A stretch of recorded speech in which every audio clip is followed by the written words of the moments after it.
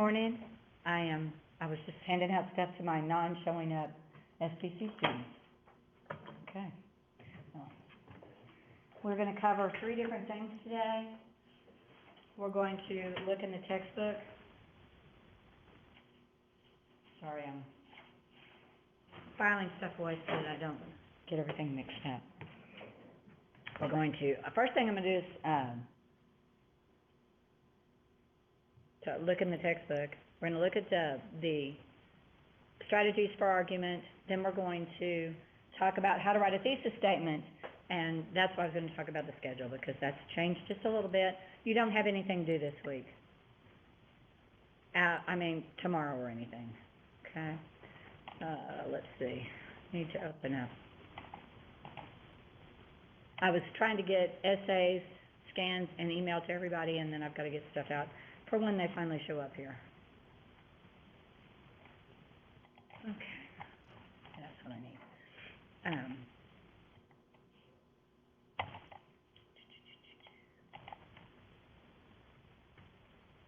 Okay.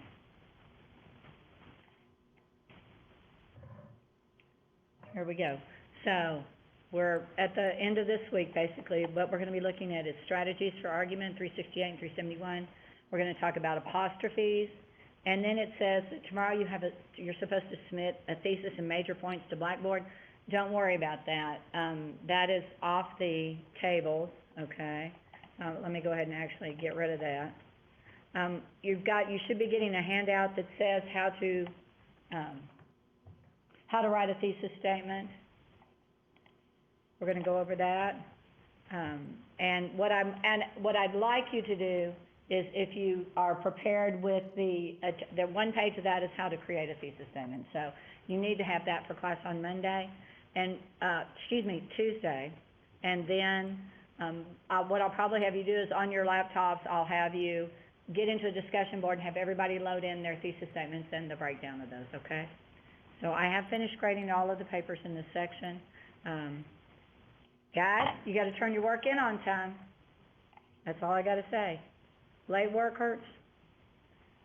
And there's only so much I'm going to give you for extra credit, okay? Otherwise, you're going to have to just deal with it. Okay, I got to open the textbook. That's where I'm at. There we go. And that's the other thing I need to talk to you about is not this Friday, but the following Friday, you're going to have a test over Chapter 16, which is argumentation. Remember how we had those quizzes over the readings? And what you're going to need to do, they fixed my computer so I can work at home now. But one of the issues that I'm running into is that I have to always find myself. I have to try to go find OneDrive all the time. There we go. All right. So here's the syllabus that I'm going to look at. Morning. Cold days. Makes it hard to get up and move, doesn't it? And in addition, I'm losing my voice. Yesterday it was pretty bad. Well, they're stripping cotton. Not super, it's not really close, but still it gets in the way. And then I went to see Amy Grant in concert on Tuesday night. It was awesome. She was wonderful. I said, for a 60-year-old woman, I'm embarrassed. She looks so good. And I'm like, yeah, lucky her. Okay, so, yeah, she was at the Buddy Holly Theater, which is an awesome place. If you get an opportunity to go see anything at the Buddy Holly Center and the big performing auditorium they have in there, it's gorgeous. It looks like something out of New York City. Me and my wife and my mother-in-law, we went and did the Price is Right like a week ago. So. Yeah, it's that spiral it reminds me of Men in Black, the very first Men in Black, when Will Smith is chasing the alien around that spiral. It's not quite as big as that, but it's just beautiful. So here I've got and I know your syllabi don't look like this. When I've made the changes, I have actually gone in and corrected my syllabus so that when I use this next file, I'll kind of try to keep the same schedule because I will know that there are things I need to be doing. That's the whole point of that. It's to help me out. Otherwise, I'll forget that I've done stuff. Okay. And, of course, it takes me all the way away from where I actually was. So here, sorry, It's a little confusing. So here we are on this week right here where, remember, 1029, you do not have to submit a thesis statement with the major points to Blackboard. That's something I want you to bring to class on Monday. I'm going to create a discussion board. You'll put it in, and then we'll go through and look at them, because by looking at other people's syllabi and me talking about them, it'll let you know what you need to fix. It'll help you figure out what you need to fix in yours. But we're going to talk about these strategies for argument. You should have actually read the chapter on argument a week ago. And next Friday, you have a quiz over chapter 16.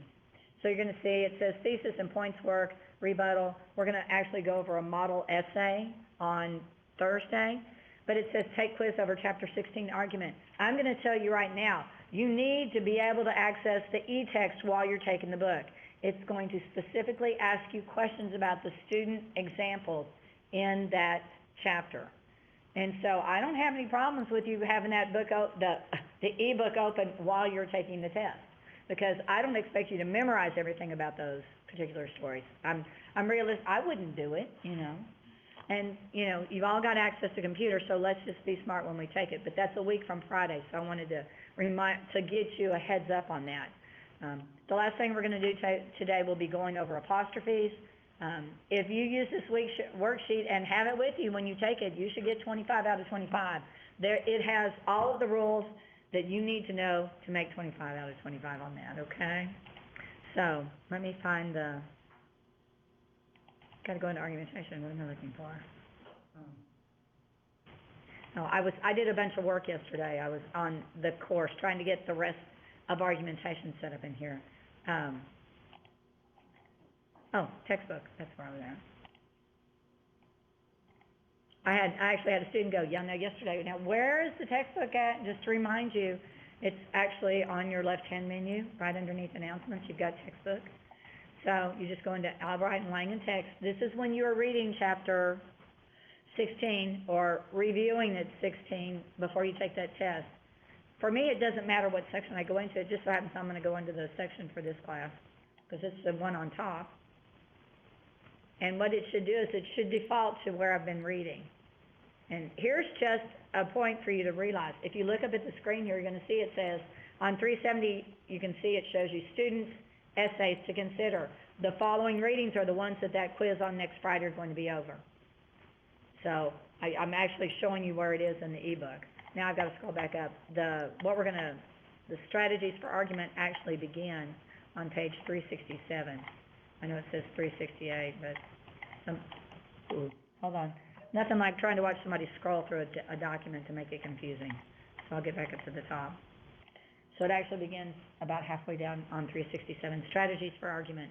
So one of the first things to realize when you are doing argumentation, and remember, argumentation is about appeal to logic. The primary appeal is going to be to logic.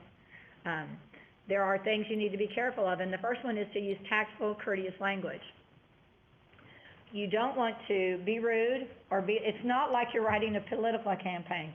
If you were like me, I hated watching the political advertisements last fall. They just drove me crazy. You'll notice we've got all these constitutional amendments and all these things we're trying to pass in Lubbock, and yet there's been hardly any ads about it. The news have covered it, and that's about it. But with the political campaigns, they're always trying to prejudice you against the opposing person. And so you don't want to do that in argumentation, okay? So avoid sweeping statements like everybody knows that, or people with an intelligence. Don't ever insult the intelligence of your reader. That's not a thing to do when you're writing, okay? Particularly if you're writing argumentation. And the example they give is, my opponents say that orphanages cost less than foster care. Instead, write supporters of orphanages. Just the way you phrase it helps, okay?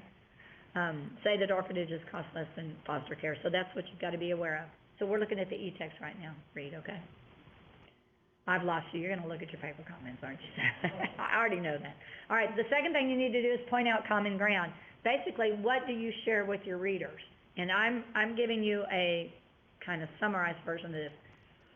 And if I break out coughing, I don't have anything contagious. I just have allergies that have drained down into my lungs, and I get to cough them up because we've had how much wind the past 3 days. And Tuesday night when I was going to the concert at the Buddy Holly place, the wind was blowing ferociously. and when we left at 9:45, it was still blowing ferociously. So, there's a lot of stuff in my lungs right now. The example they give about pointing out common ground has to do with if you're writing about curfews. So this might be a good section for those of you writing about curfews to look at, because they talk about how you need to show how you and the opposing side also share some beliefs.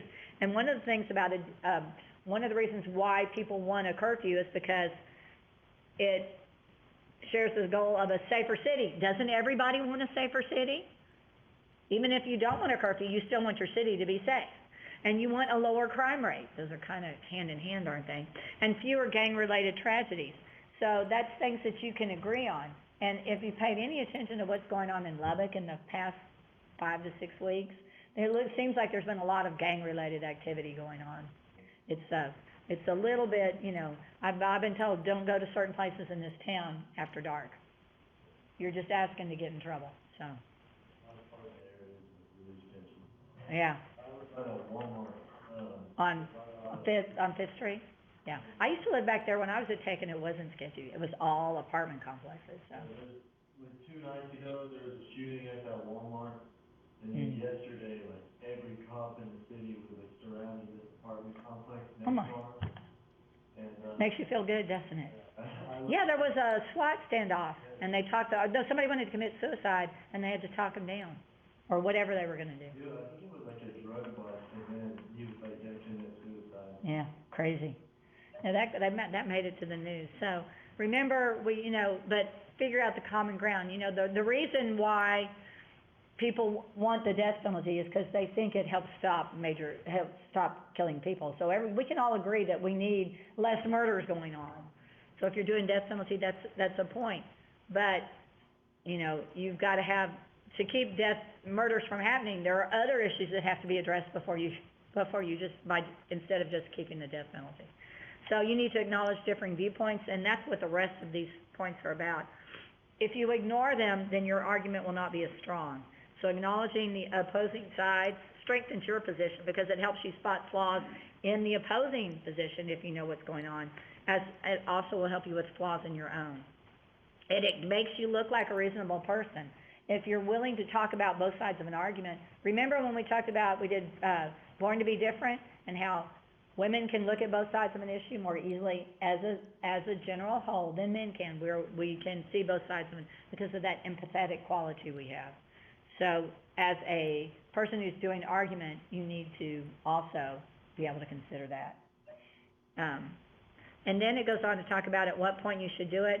They actually say you could cite it in your thesis statement. I'm not crazy about that. I would be okay with it if I were getting good thesis statements from everybody, but I'm not. So I would just as soon you tell me the death penalty should be abolished because it is inequitable, costs too much money, and is not a deterrent. That's what I want. Don't try to give me the opposing side. But they give you a couple that might work, but you're not writing on these topics. Although some students believe that studying a foreign language is a waste of time, 2 years of foreign language study should be required of all college graduates. That's a good point. And by the way, if you're going to major in arts and sciences in almost any major university, you will be required to have 2 years of a foreign language to get that degree. I had to go back and repeat those 2 years when I got my master's because I took foreign language pass-fail. You could do that at Tech a long, long time ago. So you would think I'd know Spanish much better than I do, but I don't. Here's another example. It's over local TV news. While local TV newscasts can provide a valuable community resource, too often such programs provide mere entertainment at the expense of solid news. I'm going to be honest, I don't see as much of that on the Lubbock stations. I see more of that chatty, friendly kind of stuff on the national morning news programs. You don't see it on the night ones, but the morning ones, Today, Good Morning America, whatever it is on CBS, they're always, there's a lot of personal stuff going on in there and not so much hard news. Another effective way is to use 1 or 2 sentences in the introduction to acknowledge the opposing side. But again, don't do this unless you've got a good handle on it. That's the thing. But a third one is to use a paragraph within the body of your essay, and you summarize the opposing opinions in greater detail. I prefer you handle counter-argument that way. And they say to do it early on. I think The way I was always taught, and the way I prefer to read it, is it's the paragraph. You only deal with the counter, argument in the paragraph before the conclusion. That's all you really need to do for me, okay? And their example is gun control, which I'm not, I mean, I can agree with the right that everybody has the right to protect themselves. You have the right to bear arms. Do you really need an semi-automatic rifle to do so if you're hunting deer? I have my doubts about that. I really don't think that's absolutely, it's not like that deer's gonna attack you, okay? And then when appropriate, grant the merits. Sometimes you are not gonna be able to refute the opposing argument. You can say, this is a good point, but it's not the most, you've gotta be able to say, I guess I'll grant that is a good argument that they have there, but it is not central to the whole issue, which is underlying that kind of thing, okay?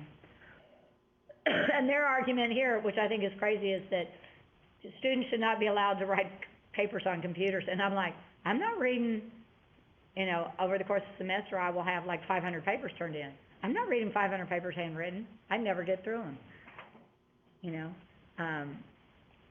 because they say that many students do better when they write in longhand. Fine, write your paper in longhand, then type it on the computer. That's one more thing. And it says rebut the differing viewpoints.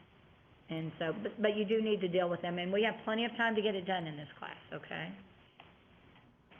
So that is, and then, right, again, on 370, so when you have that quiz next Friday, which is November the 5th, over chapter 16, these are what you're gonna focus on. It's teenagers and jobs, and once over lightly, local TV news, okay? So that is, that's what's coming up with that. That's dealing with that. Now we're gonna open up, I'm gonna look at the, how to write a thesis statement. I really thought that was bad on my part not to have had that ready beforehand. But again, all I can say is when you're creating a syllabus before a semester begins, you just, and you're changing things because they want us to change stuff. Okay, I'm trying to figure out where that document is. Good question. Where did I put it?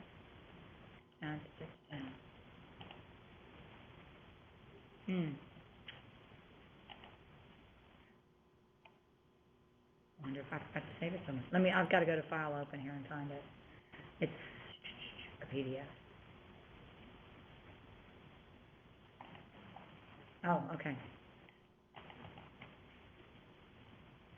Oh, I know what I'll do. I just need to go in my email. If I want to find out the document, it's in my email right now, because I sent it to everybody yesterday. Okay. Sorry.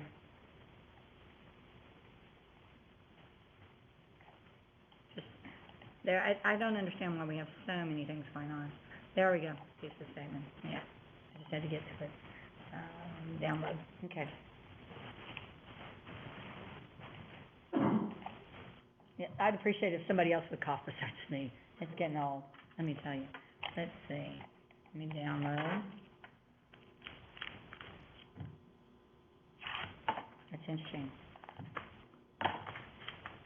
Okay, going to argumentation. There we go. Okay.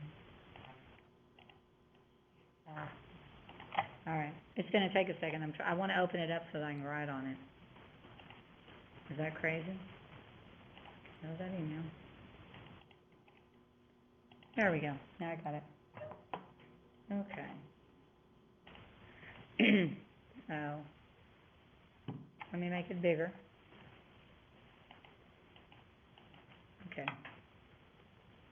Draw. All right. So how to write a thesis statement. What is a thesis statement? A thesis statement is one or two sentences. Okay. Cross off or two. All righty. I only want one sentence. Usually placed, no, get rid of usually. Placed at the end of your introduction that describes the main focus of your essay, okay? That's what it should be.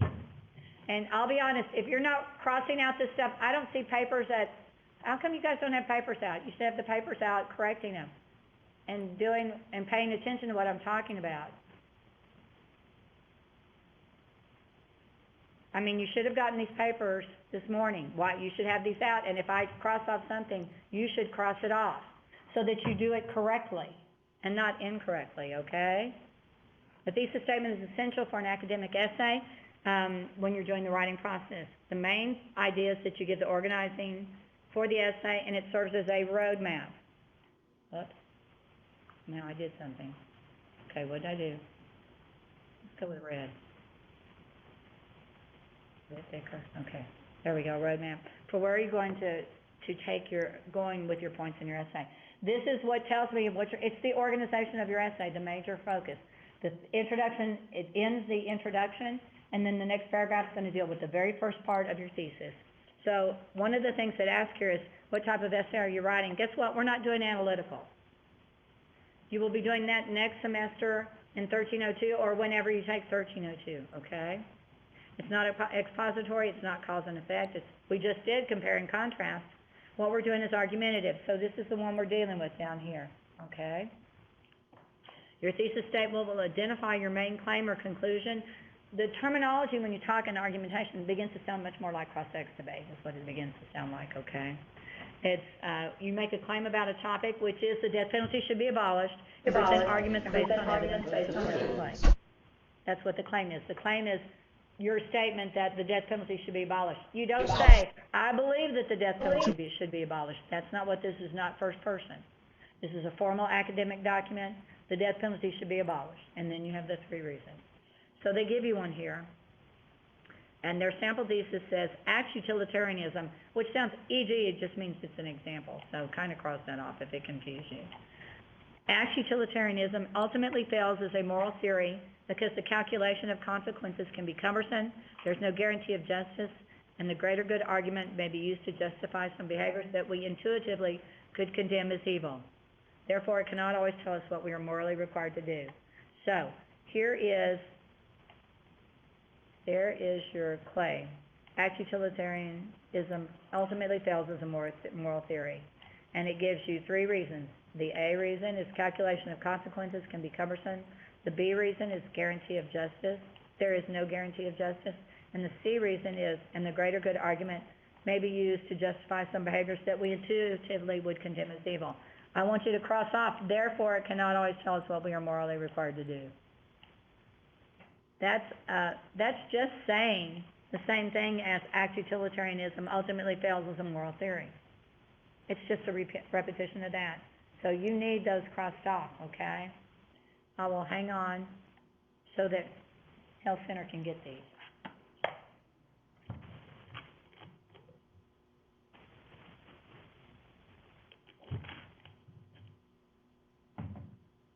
Now. So that's that, and really, I'll be honest. When I was going back to get certified in English, and then got my master's in English. Health Center has their papers now. We have our papers now. I went to Tech many years ago. In my English class, they would say, read this essay. Now write an essay like that one. That was our instruction. There was nothing breaking it down on organization, on how to write a paragraph. There was none of that. So they really didn't teach writing. They just taught kind of, copying format. You weren't taught why you did it that way. So I thank heavens one of my favorite professors at Tech actually wrote a thesis statement on the board and kind of talked a little bit about what it was doing in the sentence, how he was going to prove it, and I just copied that and changed the parts. It's like a math problem. Once you have a formula for a math problem, how to solve it, you can solve any problem that's set up the same way, right? Okay, so just remember, back up here, a thesis statement is 1 sentence. I prefer 1 sentence ones, placed at the end of your introduction. It serves as the roadmap. And then you've got this point right here. Let's see. We're getting so much closer to Halloween, aren't we?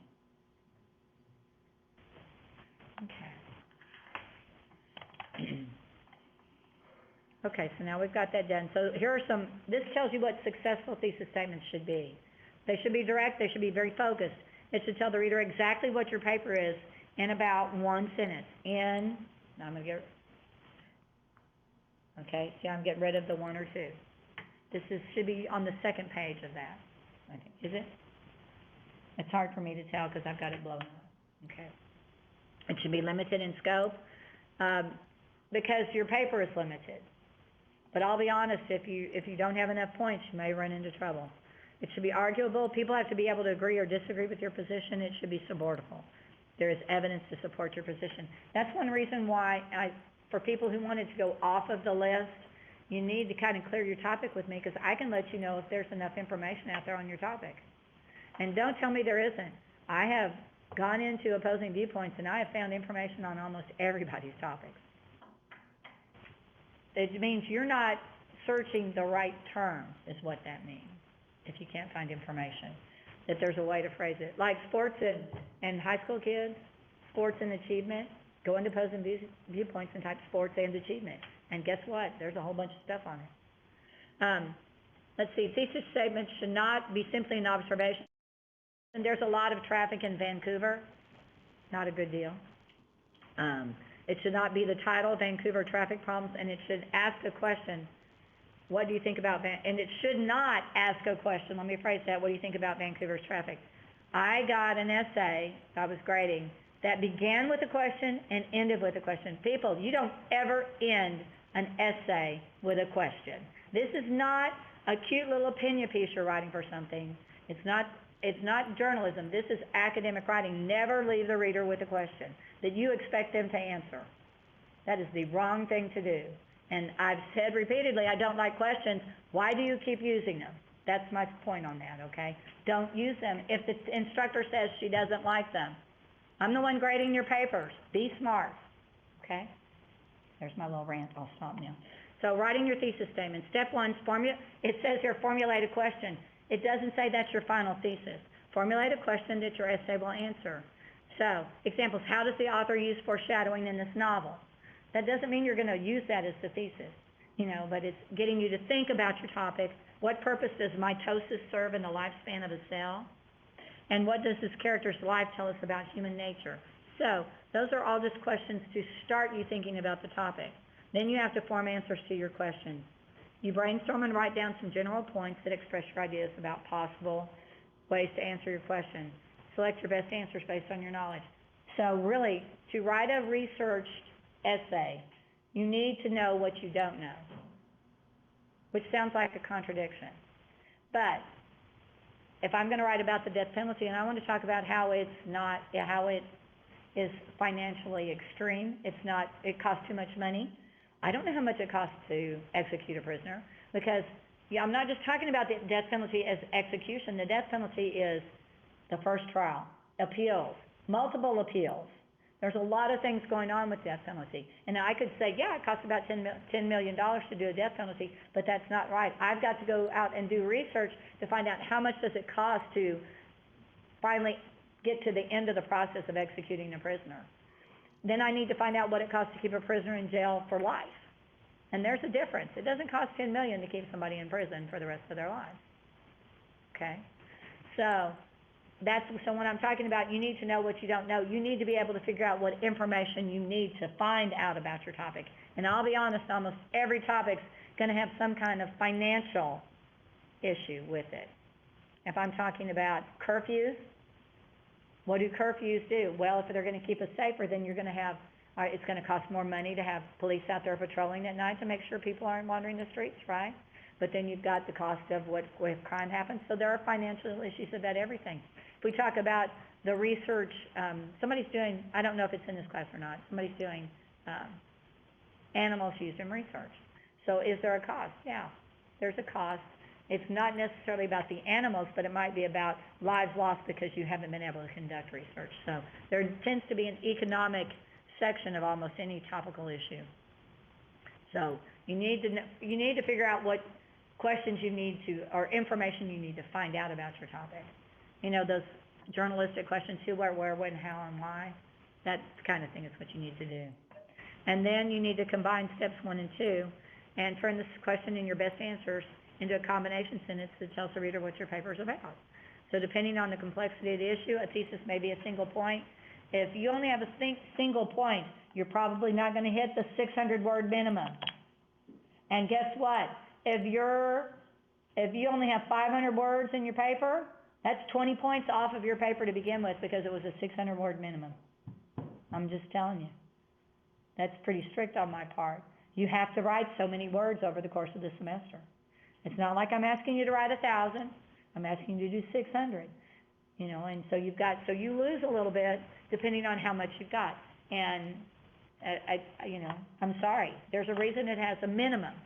It was like with the paraphrases. I had people who put 14 words down and paraphrase that. That's not what the assignment said on it. It said you had to have a 30-word minimum in your paraphrase. If you didn't hit 30 words, then you're going to lose points. Okay? All right, now we get to the last page, which is wonderfully turned sideways, so let me turn it around. And this is what I'd like you to accomplish over tomorrow and the weekend. So what is the topic of your essay? And you can write that down as a question. I just don't ever want to see that question again. I certainly don't want to see that question as the title of your essay.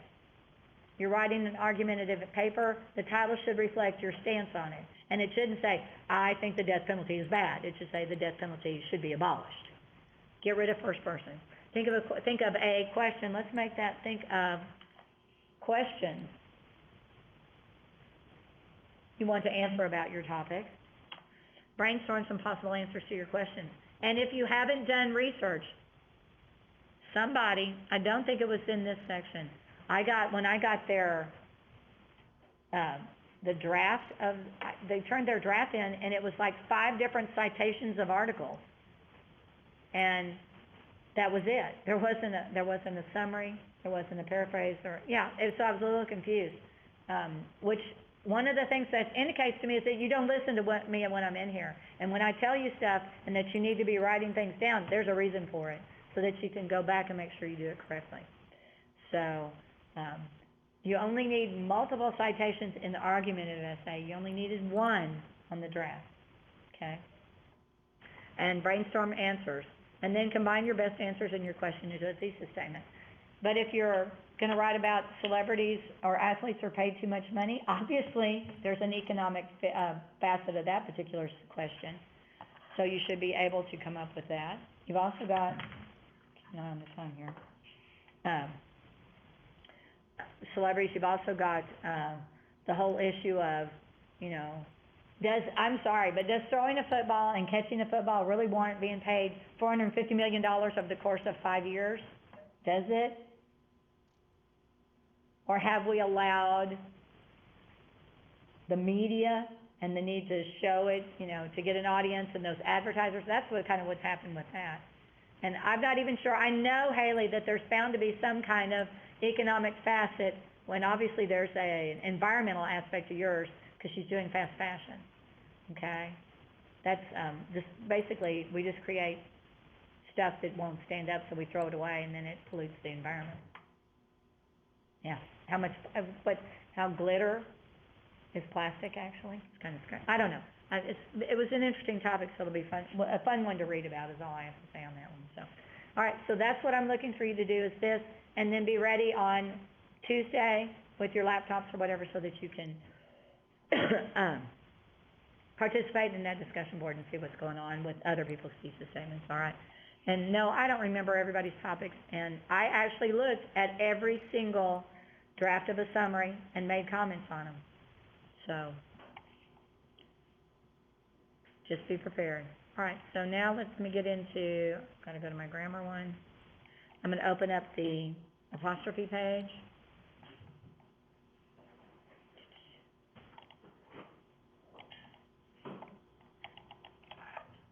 And that, the apostrophe test will be November 12th. I actually have it, I have got through week 12, everything's set up in those right now. And when stuff is turned in. So let's talk, this is a really good sheet. Again, I'm going to tell you to put asterisks by stuff, so make sure you have it when you take the quiz. That's not cheating, okay? It's not cheating. I have one of my students on Monday, Wednesday, goes, I feel like I'm cheating if I use it. I said, I told you you can use it. It's not cheating if the teacher says use it. I'm being like the coach who said, here, you're taking your world geography test. Here, you can use the map on this one, or they flash the, you know what I'm saying? I'm just doing that. I want you to be successful on this. I want you to do apostrophes correctly. All right, so The apostrophe has three uses. It's not used as quotation marks, except in one instance, okay? It's used to form possessives of nouns, to show the omissions of letters, that's contractions, and to form plurals of numbers, letters, and symbols. Okay? So the first is the possessive, and this is the one, I don't know why I get possessive verbs. Somebody will talk about the man races, and they'll go R-A-C-E apostrophe S. Why would you have a possessive verb? Okay? Watch out for that. But what it does is an apostrophe for possession shows one thing is owned by another. And to check that on the test, make a little, underline what's going on in here. I just put out my pen again. Why did I do that? Okay. Sure. Okay. It says, to see if your word calls for a possessive apostrophe, turn the phrase around to make it an of the sentence. So sentences that call for an of the phrase need a possessive apostrophe. So they give you some examples, and the first one is the dog's bow. So you think of it as, you just, whatever you think might be possessive, you put it in front of it, the bow of the dog. The dog owns the bow, okay? And that's possession. The boss's report, the report of the boss. And now there's that tricky thing that's got, it says if your word is singular and already ends in an S, you can still add another S to make the word possessive, as in sentence 2. And you would say bosses, all right? I'm sitting here looking for a blank piece of paper because I'm gonna show you a couple things on the document camera in a minute. Because it's too hard to try to write on the board and have you see it because it just doesn't show up. The third one says the dog's bows, the bow of the dogs, okay? So what that means is you have lots of dogs. So when you see D-O-G-S apostrophe, that's plural possessive. I'm going to put PV. The dog's bow is singular. Miss Thompson. Somebody ask a question? Hudson is trying to ask a question. Okay. I'm listening. Kylie Rao can't get her essay to submit. Then send it to me in an email.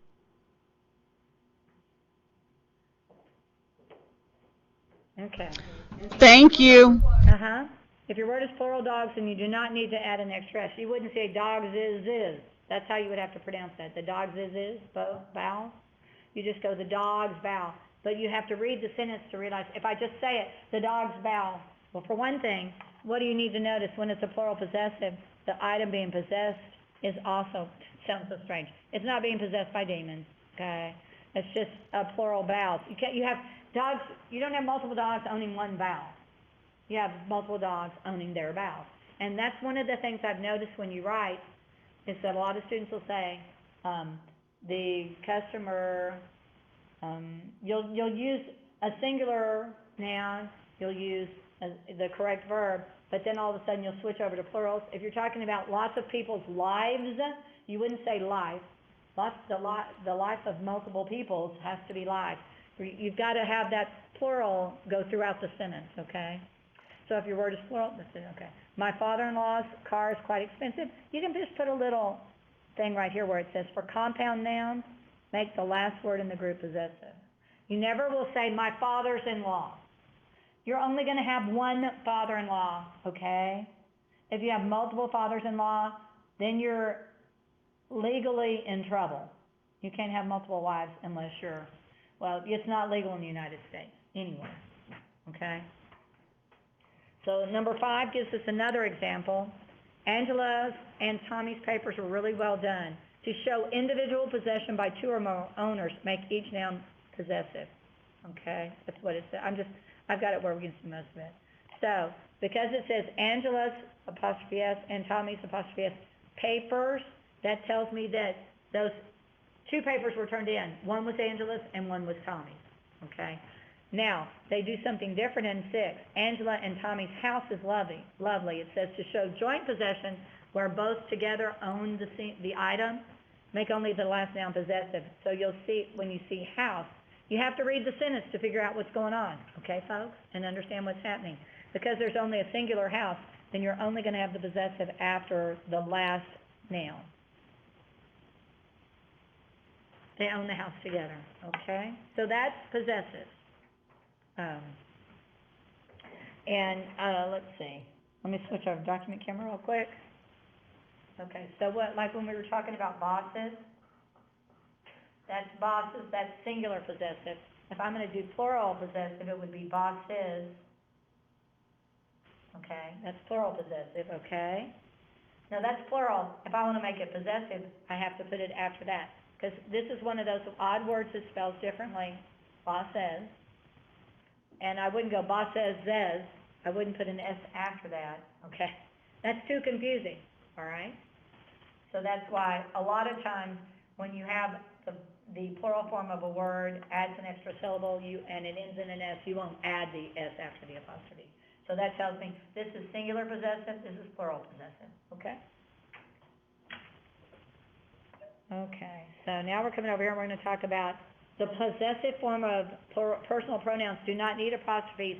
The words are inherently plural. Yours, hers, his, its, ours, theirs do not need apostrophes.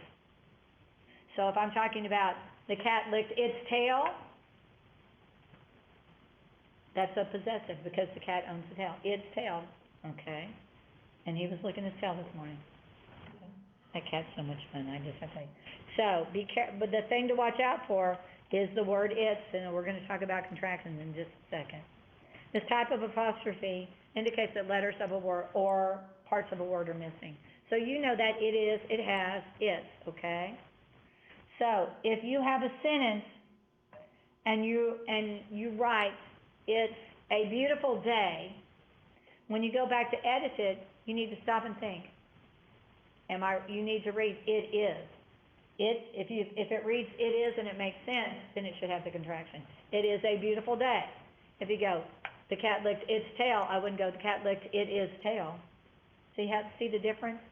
So that's why if it makes sense, you put the apostrophe in, and if it doesn't, you leave it out. It makes it possessive. And that's the best clue I can give you on dealing with it. Whenever you see ITS, you just read the sentence out loud, but say it is in place of it.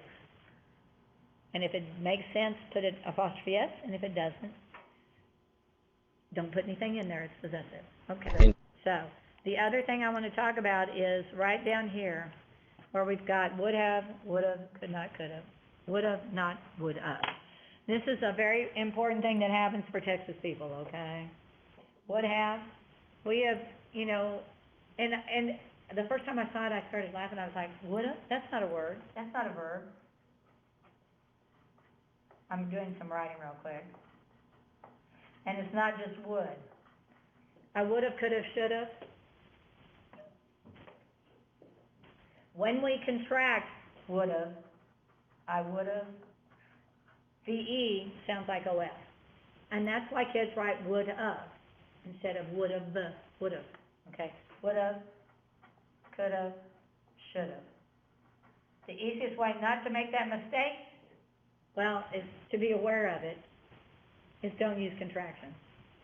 But if you see would or could or should followed by OF, you need to have, that it should be the contraction, so it should be would have. All right? So, and then they give you some examples about it. The book was old and tattered. Its binding was almost falling off. You wouldn't say it is binding was falling off. That doesn't make sense. Sometimes it's profitable to buy old books. Sometimes it is profitable. See how when you say the contraction, what you think you're writing. Okay. And the last one are plurals of numbers, letters, and symbols.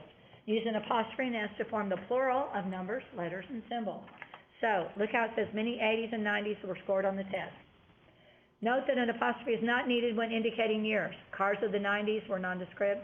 Fashion of the 80s was very unusual. So, it would have helped. Why didn't you tell me to turn that over to the computer? Come on. All right, here we are.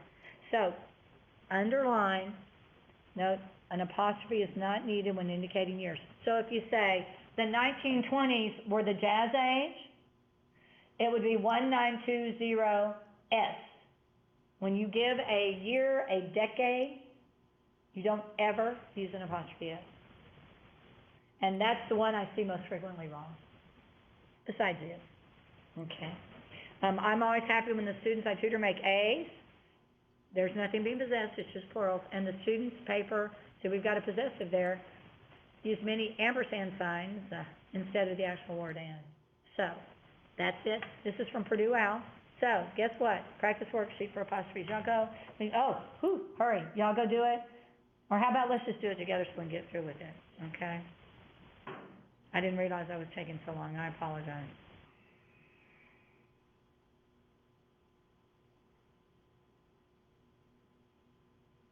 Oh, my Lord. My son keeps saying strange stuff. All right, let's do this together. The plant leaves were all yellow and brown. So, first thing you might have to do is look at what would be possessed, and that would be the word leaves. All right, leaves is plural, but plants have multiple leaves, don't they?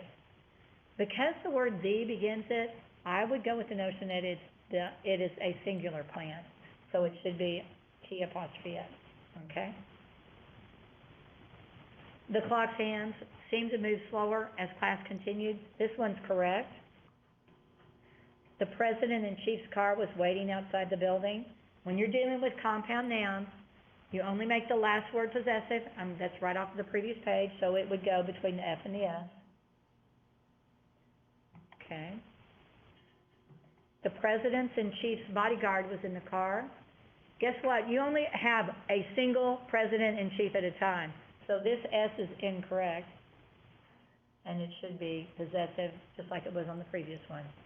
It's only a single bodyguard, okay?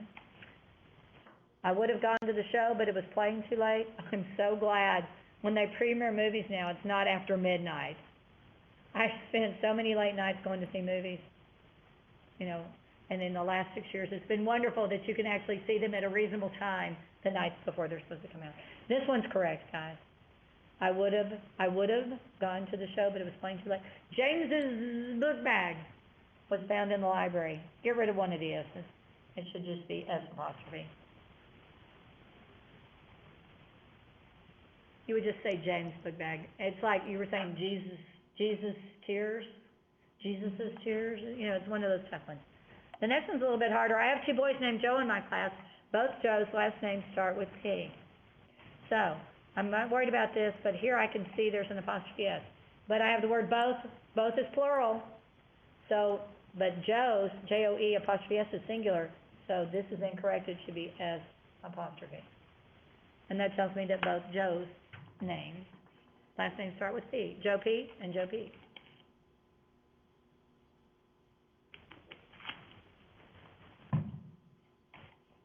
Let's see. Let's find out about it. I wish John's grades were better. John is singular, so you need the apostrophe between N and S. It's a beautiful day outside. We should go for a run. It is a beautiful day. See how I made it? I took away the contraction, so you should have the apostrophe in it, because it makes sense. You don't have a verb if you don't do that. And people stop using semicolons if you don't know what you're doing. I've seen a lot of wrong semicolon use. My children's toys are scattered all over the house. Children is already plural. So, but it doesn't end in S, so because those kids own those toys, you got to put the N''S. Oh, my apostrophe's going the wrong direction, sorry. The email addresses were all incorrect because they omitted the @. Okay, hold on. Scroll down here. Because that's a sign, it needs to be apostrophe S, okay? Or character, what does it say, characters? The man was surprised when the dog's collar broke because its material was supposed to be quite sturdy. Okay, so we've got dog's collar. And because it's a singular collar, it's going to be G''S. And then I need to look at the word it. And what I say, because it is material was supposed to be quite sturdy, that doesn't make sense, and I don't put the apostrophe. That tells you it's plural. It's possessive, sorry. Because its material was supposed to be quite sturdy, and that's the collar's material. The weatherman said it's going to rain. The weatherman said it is going to rain. It needs the apostrophe. Lisa's and Eddie's cat was very shy. All right, the item being possessed is cat. There's only one, so the rule is if there's only one item being possessed, you only need the possessive after the last one. So Lisa and Eddie's cat was very shy. Trust me, there's going to be one of those on the test. I don't know which way it's gonna be, but there'll be one of those for sure. Toby's and Juan's trucks were both very large, and we know it's important that guys have trucks that are large. But because trucks is plural, and I know that Toby's has to be apostrophe S and Juan has to be an apostrophe S. And so it begins to make sense, doesn't it, when we're talking about it? Toby and Juan's chemistry class was difficult to study for. We're talking about a singular class, so just like it was with the cat, you only put the possessive on the last one. So this one's correct. My typewriter key always sticks. This is an odd sentence because we really you don't often have computer keyboard sticking unless you're just an incredibly sloppy eater while you're on your keyboard, right? It won't type any G's. Again, you've got a letter, so it needs to be G apostrophe S. This occasionally happens. She wasn't allowed to go to the party due to her poor grades. Her is possessive, so I don't need to do anything to that. She wasn't. You never have the apostrophe following. It's got to be between what's contracted, so it's got to be between the N and the T. The actor's wardrobe was very stylish. Wardrobe is singular, so it's going to be a singular actor, so it's R apostrophe S. And the producer's parking spaces were all at the front of the studio. Spaces is what's being owned, and it's plural. So it's not like a producer's going to have multiple parking places, because they can only drive one car at a time. So it's got to be S apostrophe. You wouldn't say the producer's is, right? And that's got everything you need to get 25 out of 25 on the apostrophe quiz on it, okay? So, I don't know, but my son just texted us that Tech is being urged to hire Art Browse. Okay, so, we're done for the week, except you need to be working on coming up with a thesis statement for your paper. If you don't have information, you need to be doing research. That's all I gotta say, okay? You gotta get your research done. And that's it. So Tuesday, we'll be going over thesis statement. Okay. Making sure nothing important. So, we're done. You've got